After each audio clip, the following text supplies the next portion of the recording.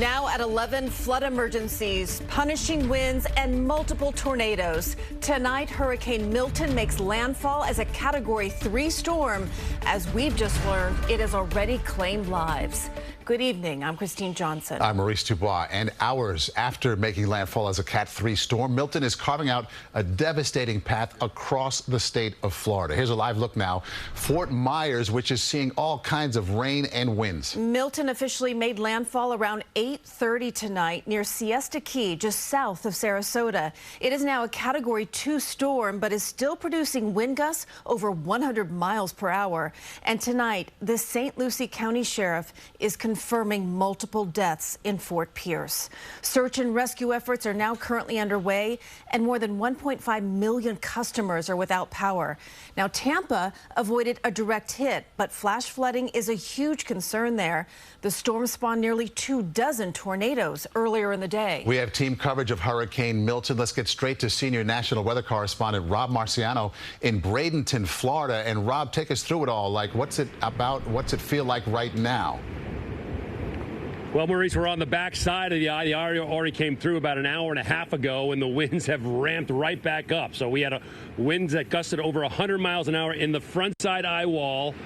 And this is what it did to this wall that we were actually using to protect our gear and brace our cameraman against. And luckily, he was on that side of the wall and not this side of the wall, because you see what those winds did there. So no doubt there's all sorts of damage all over this part of the county. The landfall of the hurricane coming just about 5 miles due west of us. So that's what we endured in anticipation of the eye. We had some calm in the eye, and now we've got this again. So even though we're not seeing a lot of heavy rain because dry air is wrapped in, we're getting intense winds again, damaging winds again, and we're going to have this for the next couple of hours. The center moving towards just south of Tampa, which is getting the worst of it. St. Pete to Tampa, up I-4, flooding rains and high winds for the next several hours. We are not done with this, and we won't be till well into tomorrow morning. Rob, you mentioned being in the eye. Tell us what it was like. What did you feel? What did you see? What did you hear? Well, it's a surreal experience. I'll tell you that, Christine. I've been through a couple of them, and you get goosebumps, quite honestly, because you're in this very intense, very tumultuous, a terrifying event in the way of the winds that are damaging, and then all of a sudden the winds start to drip off, and it goes completely calm. The bugs are flying around. You hear birds chirping. It's completely quiet. And it was like that for like 30 or 40 minutes. People were coming out of this hotel to walk their dogs, take that opportunity because they've been cooped up in all day. Just take it all in and then go back inside. You couldn't see stars. It wasn't that clear, but it was calm for over a half an hour. Surreal experience. It's cool to experience for sure, but you realize the force on both sides of this and what it's doing to the communities that this storm is impacting. That's the heartbreaking part of it. Rob, just one more thing real quick here. I'm wondering how this experience compares to what you were expecting.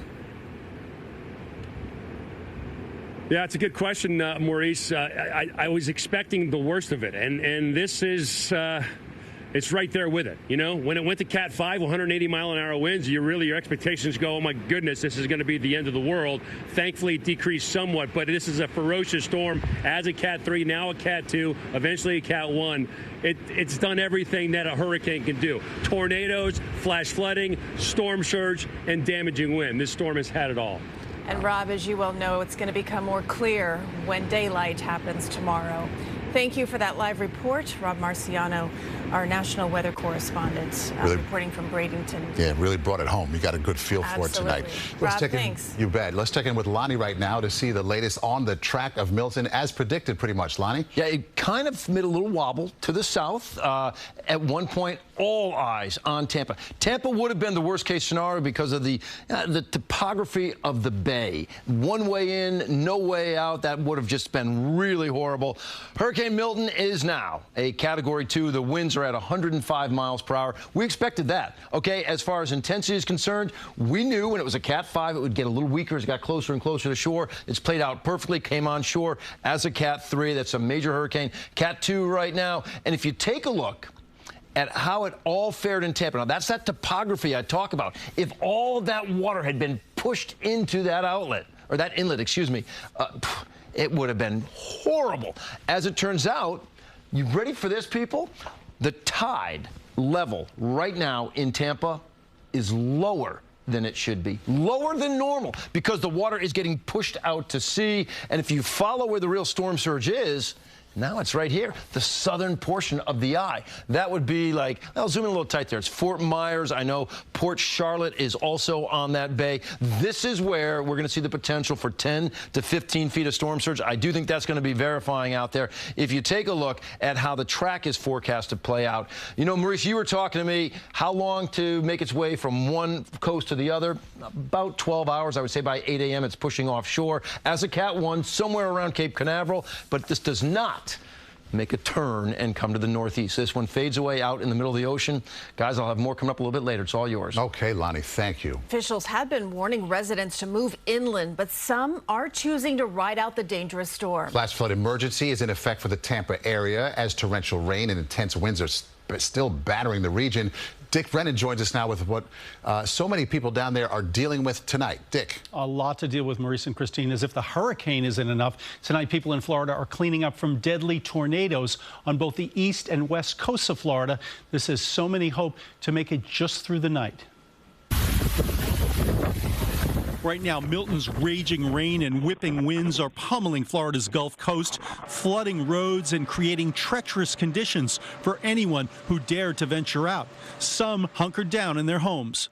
We could lose power any second. Sarah Lutzker of Long Island moved to St. Petersburg just 2 months ago. It's pretty scary. We see transformers glowing everywhere, so we're just kind of hunkering down. And we expected storms and sunshine, but I don't think we expected like two hurricanes in less than 10 days. Some have no choice but to stay put. Pediatric emergency Dr. Megan Martin is working her usual shift at a hospital in St. Petersburg. The wind is whipping. It is super loud. The rain is super, it's pounding the windows and the doors. We've had to kind of put towels up because some of the water is starting to just leak in from below. The winds are triggering tornadoes. Florida has already experienced the most tornado warnings in a day on record. In St. Lucie County on the East Coast, tornadoes left a trail of death and destruction. Homes in Fort Myers were flattened. All this happened like instantaneously. This family was inside their home when the tornado touched down. Hit the trees, and we all started going for the hallway. Didn't even make it there in time. Started doop, and I heard a piece of glass crack, and it sucked the whole roof off, and I felt the thing suck me up, and I grabbed my kid and my wife and hunkered down. Despite the catastrophic forecasts, even some on exposed barrier islands say they won't leave. We certainly fear the storms and the hurricanes. We just choose to ride it out. Now we're getting new information as we speak. In Fort Pierce, Florida, the sheriff is confirming deaths at a retirement village believed to be caused by those tornadoes, but he could not provide those numbers. We will get you more information as we know it. Christina Maurice. Okay, Dick, thank you. And the storm is really striking a chord around here, and help is on the way from the tri-state area. Alecia Reid reports now on the first responders heading south to save lives. Within 24 hours of the call, a team from the 106th Rescue Wing was deployed to Florida. Our primary mission here is readiness. This unit of the New York Air National Guard specializes in combat search and rescue.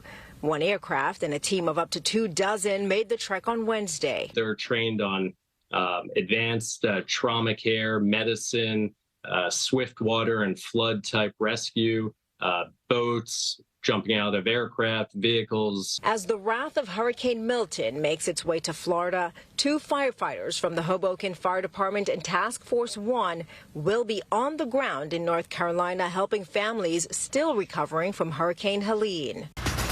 AmeriCares in Stamford, Connecticut is currently putting together a 500-pound shipment of hygiene kits and medicine to aid low-income communities and the uninsured. We want to help make sure that the survivors have access to their health care so that as they are starting the arduous process of recovery, their health is protected. With the anticipated damage from Hurricane Milton, AmeriCares plans on sending a crew of people on Friday that will assist with on-the-ground needs of those affected.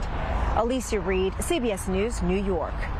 And there will certainly be many more developments overnight with this storm. And our morning team will bring you all the very latest starting at 4:30 a.m. You can also get updates anytime on our website, cbsnewyork.com, and on the CBS News app.